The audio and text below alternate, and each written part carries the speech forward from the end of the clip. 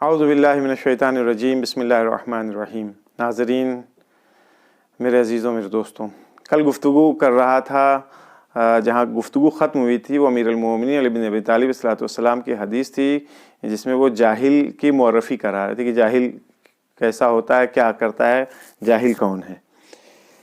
یہ حدیث جو حدیث عنوان بصری شروع کیا ہے، اب آئیے وہ فقرے جو اسٹارٹنگ کے حدیث کے مقدمے کے ہم نے کل بیان کیے تھے، اب اس کے اوپر ذرا سا غور کرتے ہیں۔ عنوان بصری یہ مالک ابن انس کے پاس کئی سال سے جا رہا تھا۔ البتہ اس کے پہلے ایک جملہ اور کہہ دوں کل کی بات کو تکمیل کرتے ہوئے، کہ ضروری نہیں میں اب اس وقت تحلیل کروں، یہاں پہ آ کر کے اینالائز کروں اس بات کو۔ ماحول جس زمانے میں ہم آپ زندگی گزار رہے ہیں، حالات دیکھ لیجئے۔ آج اگر کوئی قاعدے کی بات کہی جائے، کچھ بتایا جائے، کچھ سکھایا جائے، کسی غلط رسم و رواج سے روکا جائے، تو کس طرح سے علماء کی، فقہاء کی، مراجع تقلید کی توہین کی جاتی ہے مختلف بہانوں سے۔ کبھی عقیدے کا نام لیا جاتا ہے، کبھی الٹی سیدھی عبارتیں لے کے آئیں گے، کبھی لوگوں کے چبائے ہوئے جملے پیش کیے جاتے ہیں فقہاء علماء کے استدلال اور ان کی گفتگو کے مقابلے میں، جنہوں نے اپنی زندگی قرآن، روایات میں، تاریخ میں، دوسرے علوم میں صرف کر دیا۔ ان کے سامنے جسے صحیح سے بسم اللہ الرحمن الرحیم کی تلاوت کرنے نہیں آتا، سورہ ہم تو بات کی چیز ہے، بسم اللہ صحیح سے جسے پڑھنے نہیں آتا، وہ آتا ہے علماء، فقہاء، مراجع کو کریٹیسائز کرتا ہے، کبھی مولائیت کے نام کے اوپر، کبھی ملنگیت کے نام کے اوپر، کبھی اخباریت کے نام کے اوپر، کبھی اپنے آپ کو نیوٹرل بنا کر کے ہم سے کیا مطلب ہے، کیوں نہیں مطلب ہے آپ سے۔ دین بے وقوفوں کی میراث نہیں ہے، بے وقوفوں کی ضرورت نہیں ہے دین کو۔ جس طرح سے آپ اپنے دنیاوی امور میں بہت ایکسپرٹ ہوتے ہیں، آپ سے بڑا کوئی عقل مند نہیں ہے، اسی طرح سے دینی امور میں بھی آپ کی ذمہ داری ہے کہ آپ کم سے کم جو چیزیں ضروری ہیں، واجبات، اس لیے واجب نہیں کہہ رہا ہوں کیونکہ واجبات کا تعلق جو ہے وہ عبادات سے ہے، یعنی احکام سے۔ البتہ معرفت بھی واجب ہے، عقلی ہے، پڑھیے، مطالعہ کیجئے، سمجھیے، سیکھیے، پوچھیے۔ ہر روز ایک نئے ایشو ایجاد ہو رہے ہیں۔ ہم واٹس ایپ اور سوشل میڈیا کی یونیورسٹی کے دھرندر بنے ہوئے ہیں، جو کچھ وہاں آ گیا اس کے اوپر آمنا صدقنا۔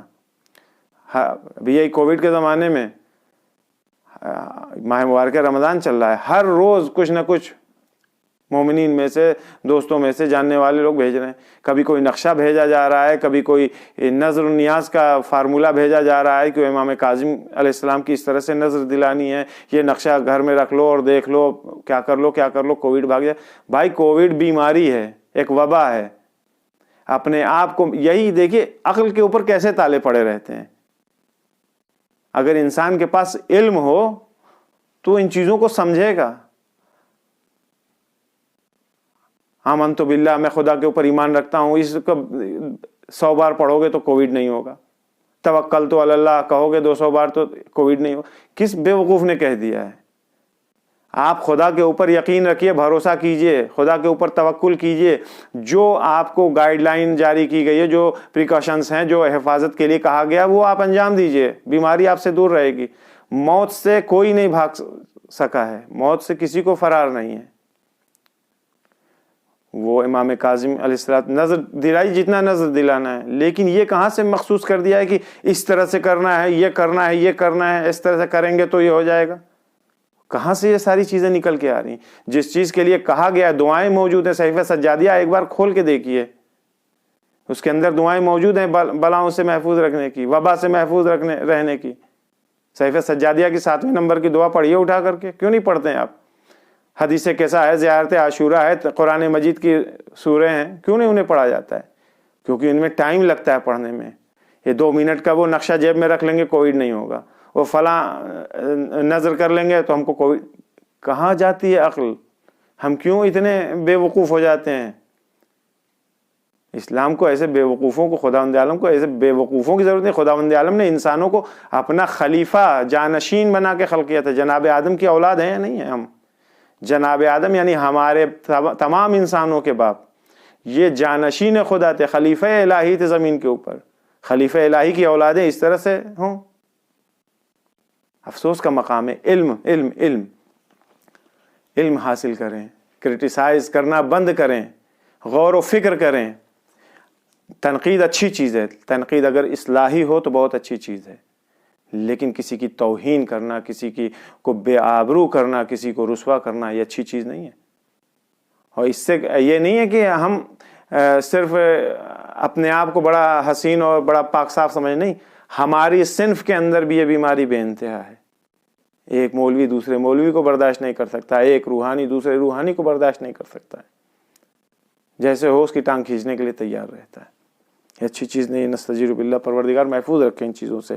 خیر، وقت انہی باتوں میں نکل جاتا ہے. عنوان بصری جو سالوں سال مالک ابن انس کے خدمت میں حاضر ہوئے ہیں اور ان سے علم حاصل کیا ہے، ان کی شاگردی انہوں نے کیا ہے، اور اس مکتب کے اوپر، اس راستے کے اوپر جو مالک ابن انس نے انہیں دکھایا، اس کے اوپر یہ گامزن بھی تھے. بالآخر فالوور تھے ان کے، تو انہی کے اعتبار سے عمل بھی کرتے تھے. اس کا مطلب کیا ہو؟ یعنی مکتب اہل بیت سے جناب عنوان بصری دور تھے.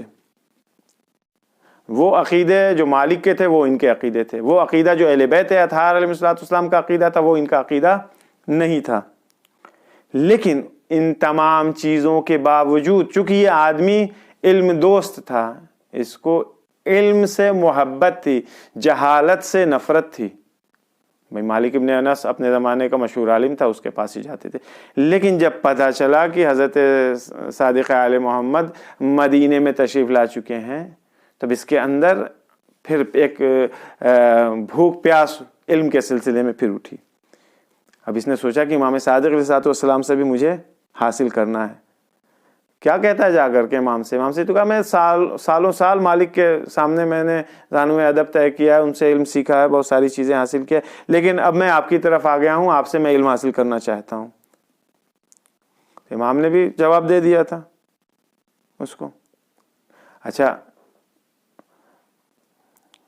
آپ بتائیں کہ امام کے سامنے، وہ امام جس کی ذمہ داری یہی ہے کہ لوگوں کو گمراہیوں سے نکال کر کے ہدایت کی طرف گامزن کرے، اس کے سامنے آ کر کے ایک شخص کہہ رہا ہے مجھے آپ سے علم حاصل کرنا ہے. امام نے منع کر دیا کہ بھائی، یعنی اگر ان شارٹ کہا جائے تو ہمارے پاس وقت نہیں ہے، ہمارا ٹائم سب مصروف ہے، وقت نہیں ہمارے پاس. یعنی کیا مطلب؟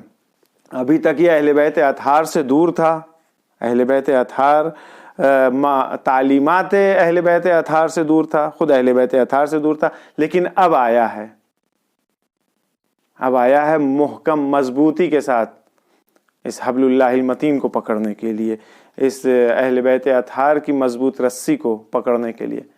قرآن مجید میں ہے فمن یکفر، آیت الکرسی میں آپ حضرات پڑھتے ہیں، سورہ بقرہ کی 256 نمبر کی آیت ہے، فمن یکفر بالطاغوت ویؤمن باللہ فقد استمسک بالعروۃ الوثقی لا انفصام لها واللہ سمیع علیم.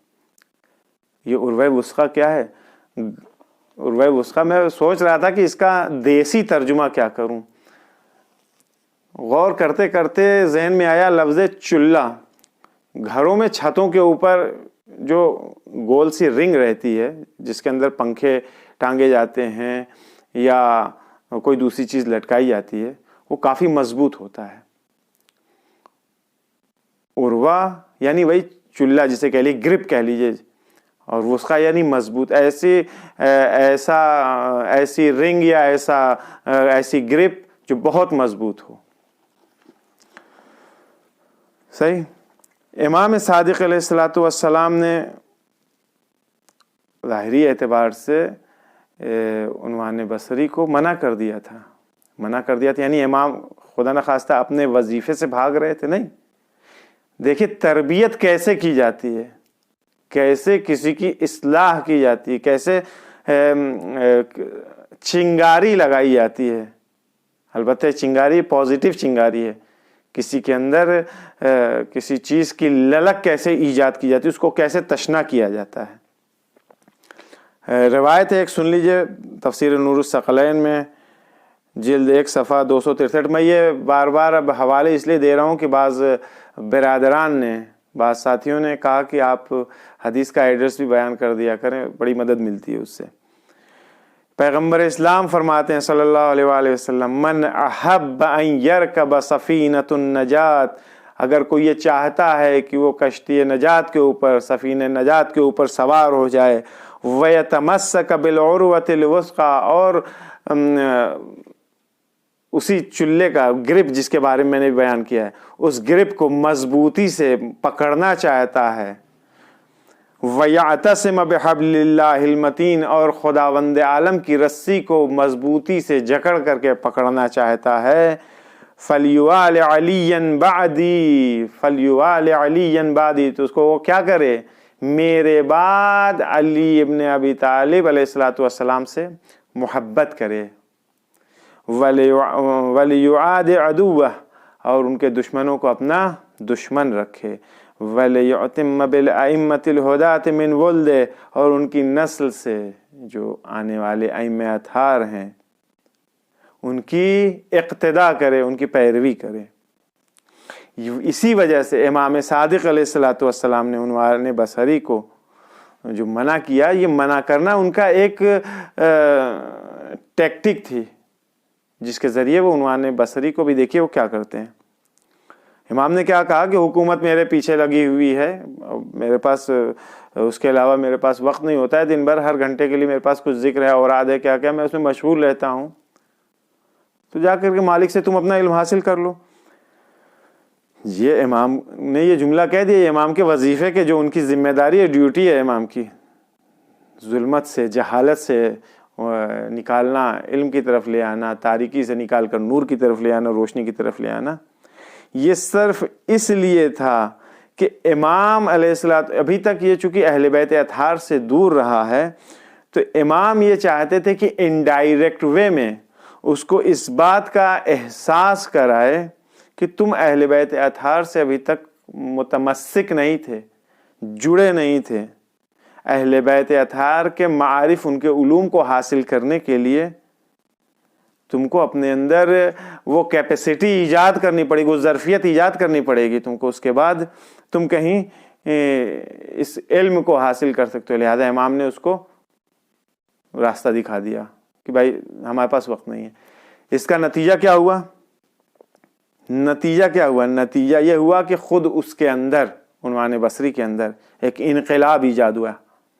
یہ ہے امامت کا کام، انقلاب ایجاد ہوا۔ خود سوچنے پر اس بات کے لیے مجبور ہو گیا کہ ہمارے اندر ان کو کوئی نیکی، کوئی خیر دکھائی نہیں دی، اگر دکھائی دی ہوتی تو مجھے اس طرح سے منع نہیں کرتے۔ تو نتیجتاً آتا ہے کہاں؟ رسول اللہ صلی اللہ علیہ وآلہ وسلم کی مرقد کے اوپر۔ پہلے دن تو سلام کر کے واپس چلا گیا، لیکن دوسرے دن پھر آیا، سلام کیا، 2 رکعت نماز پڑھی، پروردگار عالم کی بارگاہ میں دعا کیا اس نے۔ یہ طریقہ ہے۔ ہم آج اگر کوئی ہمارے پاس کسی چیز کو پوچھنے کے لیے آئے، علم دیکھیں ضروری نہیں ہے، علم جو ہے وہ علم دین یعنی مکتب مدرسے اور حوض علم پڑھنے والے کو ہم کہہ دیں نہیں عالم ہے، نہیں، علم ہے سب کچھ، یعنی جو چیز ہمیں نہیں معلوم ہے ہمیں اس کو سیکھنا ہے۔ ہماری زندگی اسی لیے جہالت دور کرنی۔ جہالت ضروری نہیں ہے کہ صرف حدیث مجھے پڑھنے نہیں آتی، قرآن پڑھنے نہیں آتا تو ہم جاہل ہیں، نہیں۔ اگر ہم کو انگلش پڑھنے بھی نہیں آ رہی ہے، ہم کو اگر میڈیکل کے بارے میں جانکاری نہیں ہے تو ہم اس فیلڈ میں جاہل ہیں، ہمیں انجینئرنگ کے بارے میں نہیں معلوم ہے، ہم اس فیلڈ میں جاہل ہیں، ہمیں بی ٹیک اور ایم بی اے اور کیا کیا ہے ساری چیزیں، ان چیزوں کے بارے میں اگر ہمیں معلوم نہیں ہے تو ہم ان فیلڈ میں ہم جاہل ہیں۔ ہماری ذمہ داری یہ ہے کہ ہم اپنی جہالت کو دور کریں۔ العلم نور، علم نور ہے۔ جب ہمارے پاس نور ہوگا، جس فیلڈ کا بھی نور ہوگا، ہم اس فیلڈ میں آگے بڑھتے چلے جائیں گے، اس فیلڈ میں ہمیں کوئی جاہل نہیں کہے گا۔ تو امام علیہ الصلوۃ والسلام نے اس کے اندر ایک چنگاری، ایک آگ لگا دی کہ اب یہ تڑپے ذرا سا، جب تڑپے گا تو پھر علم کی اہمیت کا اندازہ ہوگا، اہل بیت اطہار کی اہمیت کا اندازہ ہوگا، اور اس کے بعد جب یہ تشنگی اس کی بڑھے گی علم کے سلسلے میں، پھر آئے گا۔ پھر انشاءاللہ کل آپ کی خدمت میں آنے والے دنوں میں دھیرے دھیرے جیسے جیسے وقت ملتا جائے گا یہ سلسلہ آگے چلتا رہے گا۔ پروردگار عالم کی بارگاہ میں دعا گو ہیں کہ ہم تمام لوگوں کو توفیق دے کہ ہم سب لوگ ہر وہ علم جو نافع ہے، مفید ہے، بہت سارے چیزیں ہیں، مثلا علم نجوم ہے، وہ پتہ نہیں جنتری منتری والا کون سا علم ہوتا ہے جس میں حاشیہ کھینچتے ہیں، ذائچے بناتے ہیں، ان علوم کا کوئی فائدہ نہیں ہے۔ ہاں علم یعنی صرف علم کے عنوان سے سیکھنے میں کوئی قباحت نہیں، لیکن تاکید جس کی گئی ہے علم نافع کی تاکید کی گئی ہے، یعنی وہ علم جس کے ذریعے ہم انسانیت، دین مذہب کی خدمت کر سکیں، اصلاح کر سکیں۔ پروردگار عالم ہم تمام لوگوں کو توفیق دے کہ ہم بھی علم نافع حاصل کر سکیں اور اس پر عمل پیرا ہو سکیں، اس فرصت سے زیادہ استفادہ کر سکیں۔ والسلام علیکم ورحمۃ اللہ وبرکاتہ۔